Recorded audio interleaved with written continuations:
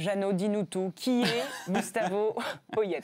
Alors, je rigole parce que c'est vrai que celui-là, il est sorti de nulle part. Ouais, hein. C'est le seul nom qui n'a peut-être pas été évoqué de ces 3 derniers jours, hein, parce qu'on a quand même parlé de beaucoup de monde à Bordeaux. Alors, il a eu un petit passage en France, hein, à Grenoble, dans les années, fin des années 80, uruguayen.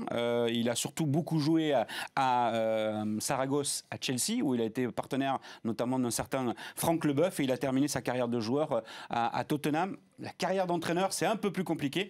Il arrive de Shanghai, où il a été remercié. Il est passé un peu par le Betis, par l'AEK Athènes, par Sunderland. Enfin, il a un parcours, comme l'a dit le président Martin, assez atypique. Alors, c'est un Sud-Américain qui va travailler aussi, parce qu'on ne le cite pas beaucoup, avec Fernando Menegazzo, qui est un ancien joueur de l'équipe des Girondins de Bordeaux, brésilien, qui sera son adjoint, qui va arriver avec lui lundi. Et ils vont mener tous les deux cette opération commando. Après, voilà, moi, c'est le grand point d'interrogation, c'est de savoir si les Girondins de Bordeaux, qui ont attendu pour trouver la bonne personne, en tout cas la bonne, bonne, je le mets entre guillemets, en espérant qu'en tout cas ça se passe bien pour eux. Mais ce qui est surprenant, c'est que la situation avec Gourvenec, elle était latente, et que les Girondins de Bordeaux ont donné le sentiment de ne pas avoir vraiment bien préparé les choses, puisque jusqu'à il y a 48 heures, Nicolas de Taverneau appelait Elie Bob pour discuter avec lui et lui demander ce qu'il pensait de la situation et de savoir si éventuellement il pouvait revenir au club, quoi. Donc voilà,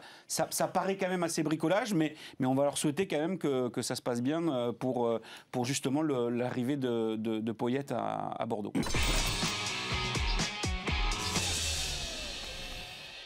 Demain, les joueurs retenus par Jacques Brunel se retrouveront à Marcoussis pour le stage de préparation avant l'Irlande.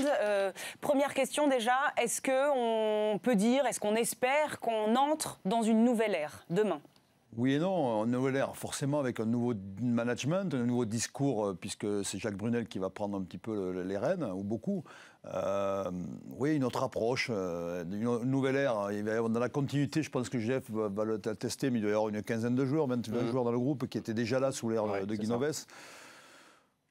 Après, c'est un nouveau départ. Maintenant au-delà de tout ce qu'on dit, il faut gagner. Il faut gagner, je crois qu'il faut reprendre... il faut que l'équipe de France soit conquérante et qu'on puisse se dire voilà, qu'ils sont capables de rivaliser avec les meilleures nations au monde. Et gagner permettrait tout simplement de retrouver de la confiance, ce qui n'est plus le cas malheureusement depuis de nombreux mois. Et c'est vrai que ce match contre l'Irlande va être terriblement important pour basculer enfin dans une dynamique positive et enfin pouvoir aborder le tournoi de manière un peu plus sereine.